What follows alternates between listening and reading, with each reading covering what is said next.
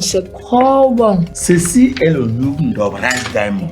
Ce riz est produit dans les plaines de Ndob par des valeureux et vaillants Camerounais qui appliquent des méthodes améliorées de culture, des récoltes, des séchages et des décorticages qui donnent ces délicieux grains au goût sublime et agréable.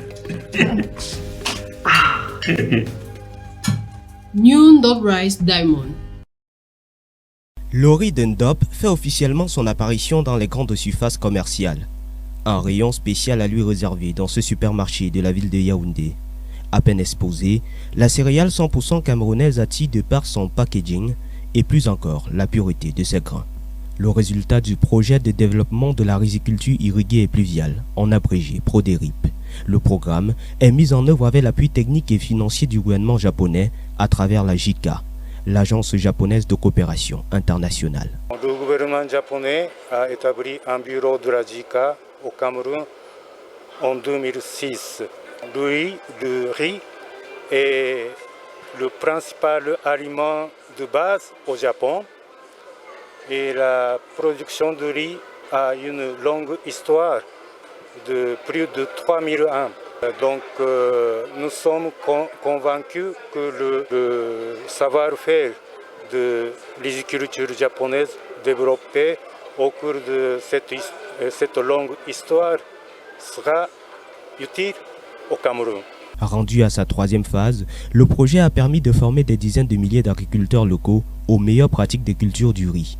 Nous sommes aujourd'hui des experts camerounais qui ont le même degré de connaissance en termes de riziculture que les experts japonais. C'est déjà des résultats à capitaliser. Durant la deuxième phase achevée en septembre dernier, l'accent a été mis sur l'amélioration de la qualité. Beaucoup d'efforts ont été faits pour améliorer la qualité du riz, en particulier la blancheur du riz et la réduction du taux de brisure du riz. En un peu plus de 10 ans, la quantité de riz produit grâce au PRODERIP est chiffrée à environ 450 000 tonnes. L'idée est de renforcer la production afin de ne plus dépendre des importations d'ici 2030. On estime qu'aujourd'hui nous couvrons nos besoins de riz à seulement 20%.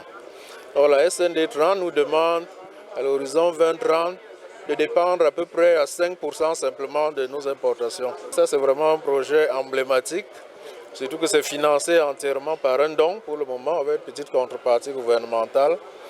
Donc nous profitons de votre tribune pour dire merci au nom du ministère de l'Agriculture à la coopération japonaise pour tous ces efforts dans l'accompagnement. Durant la troisième phase qui court jusqu'en 2027, le projet ambitionne de s'étendre dans les pays voisins.